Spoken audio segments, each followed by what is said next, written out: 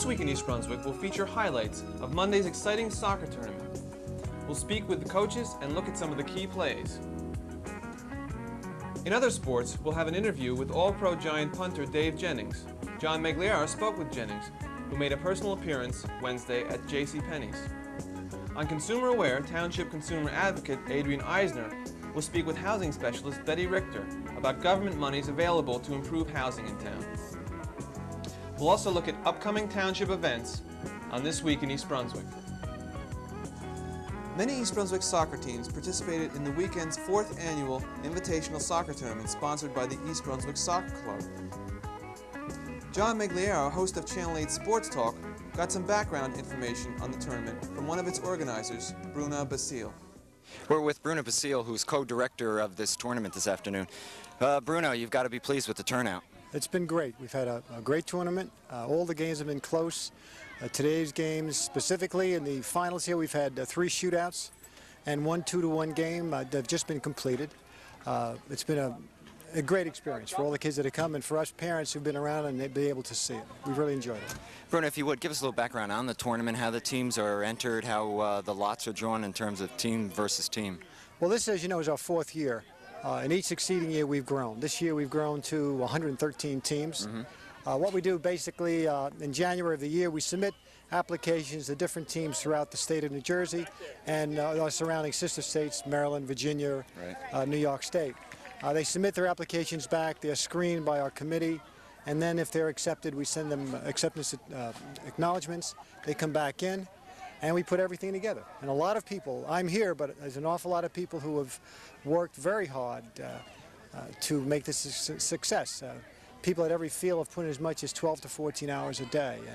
And Bob Burns, who's not here right at this moment, has worked endless hours to make it what it is right now. And there have been so many people who we all owe a debt of gratitude to for it.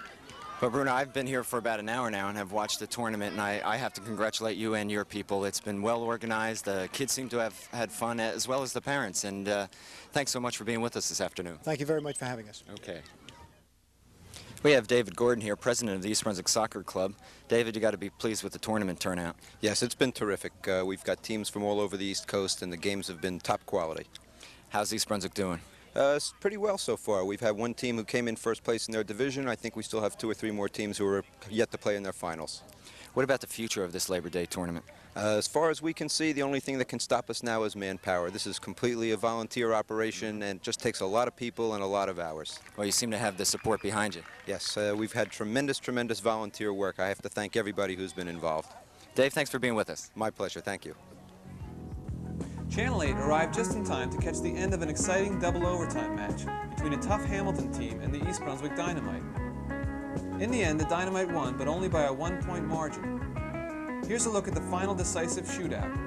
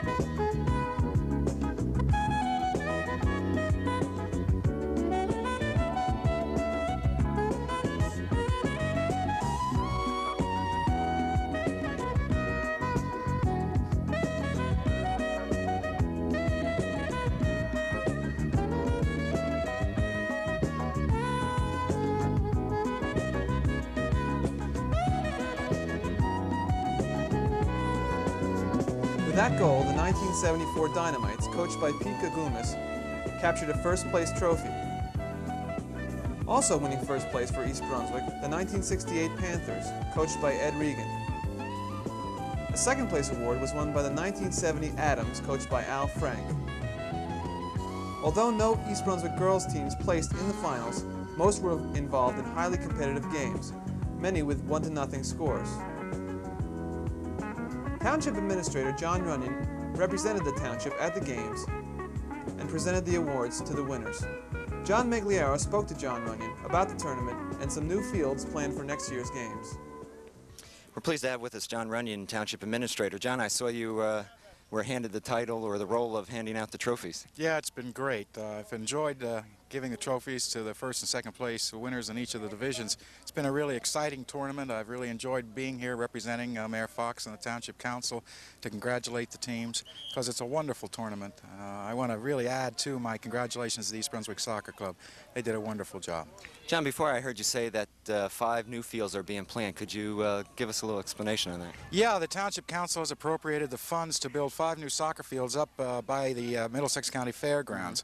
The park will be called Fairgrounds North, and that'll be dedicated to soccer and football. So next year at this time for the tournament, we should have 5 brand new fields for all these wonderful kids to play on.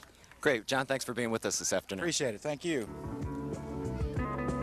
Dave Jennings, veteran punter with the NFL Giants, visited East Brunswick this week to take part in an evening of activities with his young fans. There was a fashion show for the kids, plus plenty of time for signing autographs. Busy as he was, Jennings found time to speak to John Magliaro about last week's game and the future of the team. Dave, it was a rough game against the Rams last week. Your impressions? Well, I think you hit on the head. We didn't play real well, and that starts with me. I didn't punt very well, and for some reason the whole team, and again including me, came out for the game kind of flat.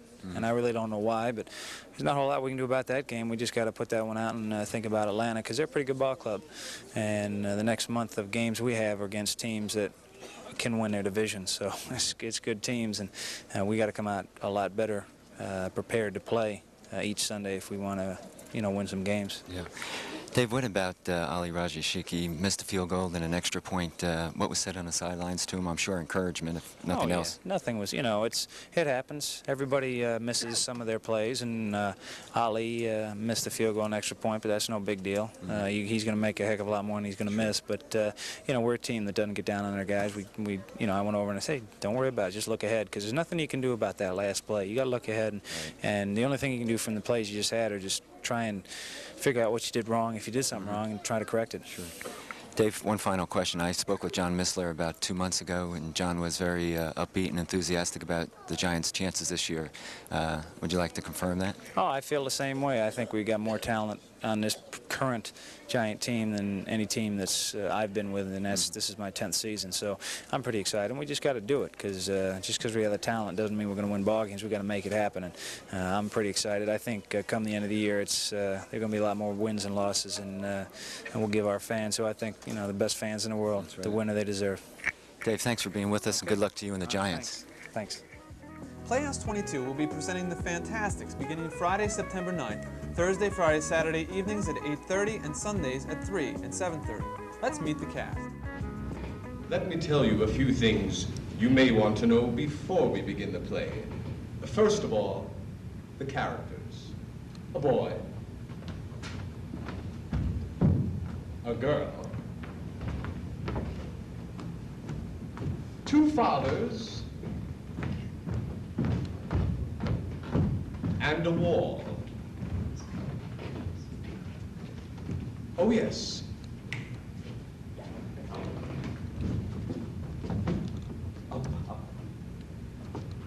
Up, Lel, how would I? And lots of songs. I'd like to swim in a clear blue stream where the water is icy cold. Then go to town in a golden gown and have my fortune told. Just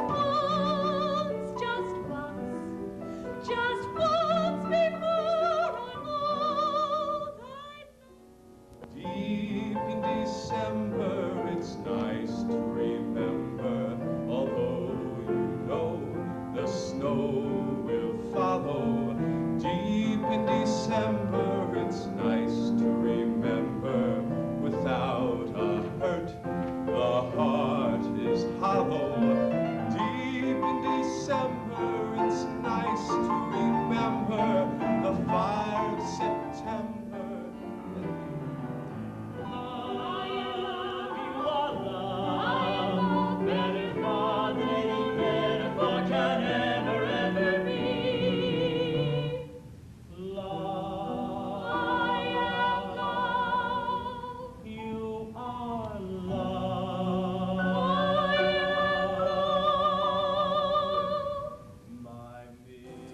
Again, that's The Fantastics at Playhouse 22, directed by Ron Platt, beginning Friday, September 9th. For further information, call 254-3939.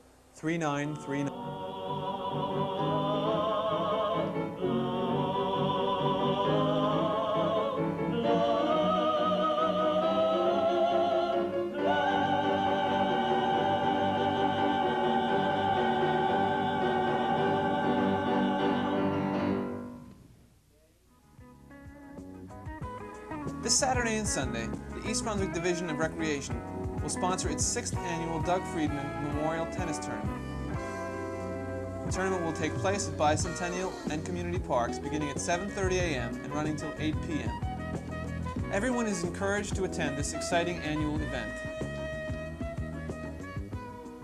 Hello, I'm Adrienne Eisner of the East Brunswick Consumer Affairs Office.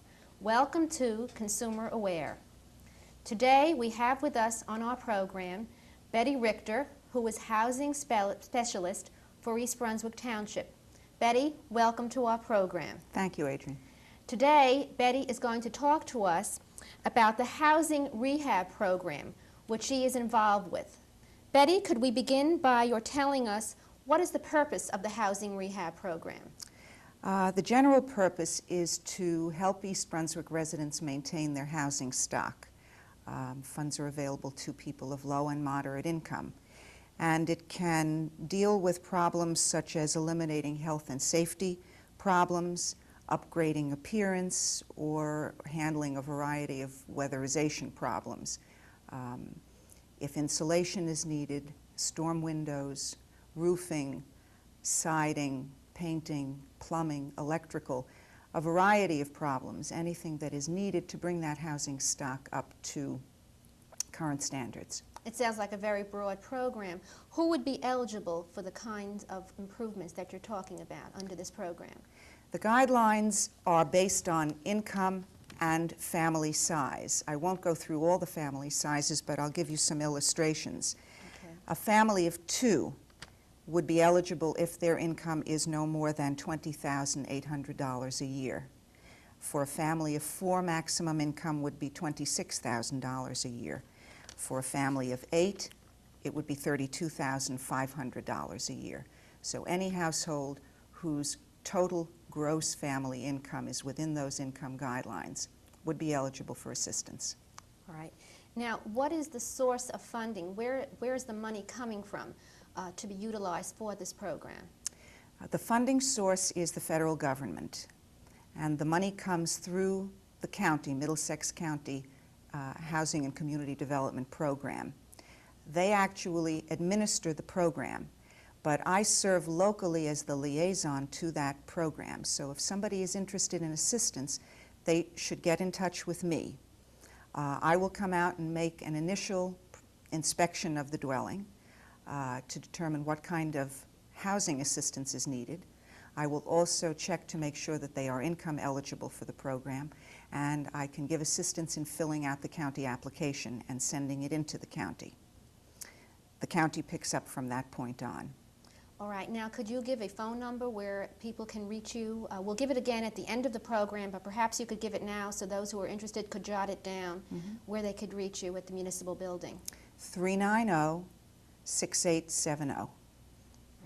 Now, there's another question that comes to mind is, how is the money given? Is it a grant? Is it a loan? How actually is the money received by the homeowner who applies and is eligible?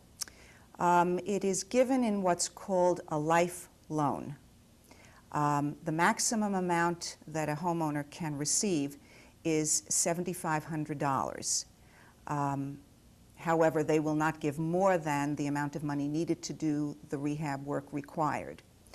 That money is given to the homeowner. A mortgage is taken out, but it is a no-interest life loan, which means that there are no payments, regular payments to be made on it. The principal amount borrowed is repaid if and when the house is sold. If that homeowner remains there for 20 years or 30 years, there are no payments to be made in that time. Only when the house is sold, out of the proceeds of the sale, will the principal amount be repaid. That sounds like a very beneficial program then. So if any of our viewers feel that they are eligible for the program, their first step would be to get in touch with you and start the application process. Is there a deadline for this?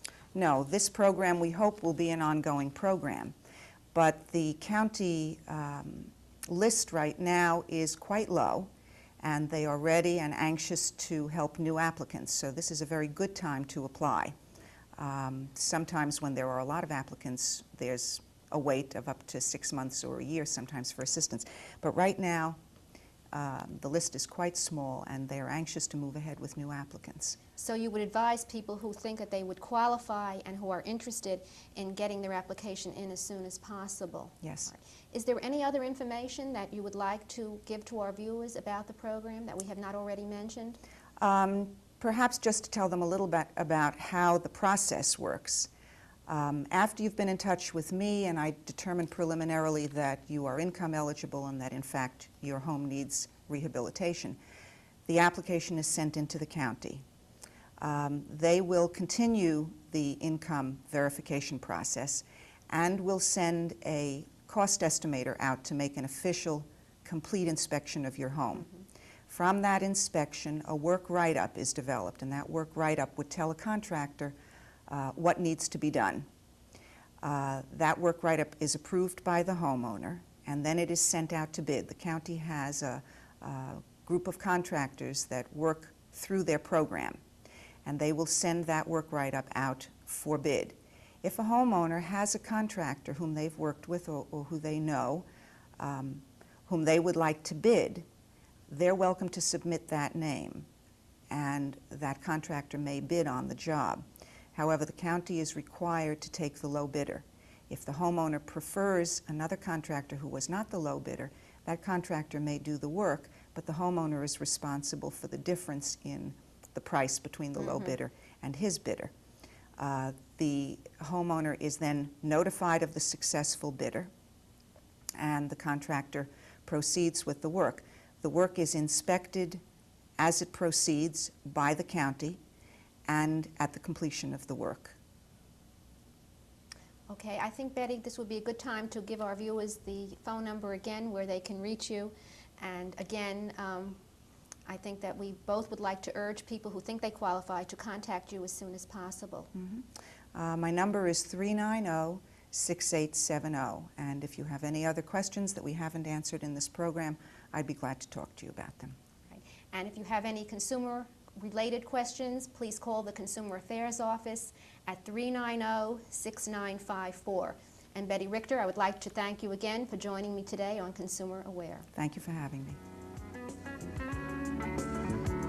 A note for our viewers, Channel 8 is beginning its fall schedule this week with regular Saturday morning repeats of our best weekly and monthly shows. In particular, This Week in East Brunswick will be back at its regular Saturday noon spot. Watch Channel 8 or look for our ad in the Sentinel for further details. We'd like to thank all our viewers for their support and helpful suggestions in the past, and to encourage you all to keep calling. And thanks for watching This Week in East Brunswick.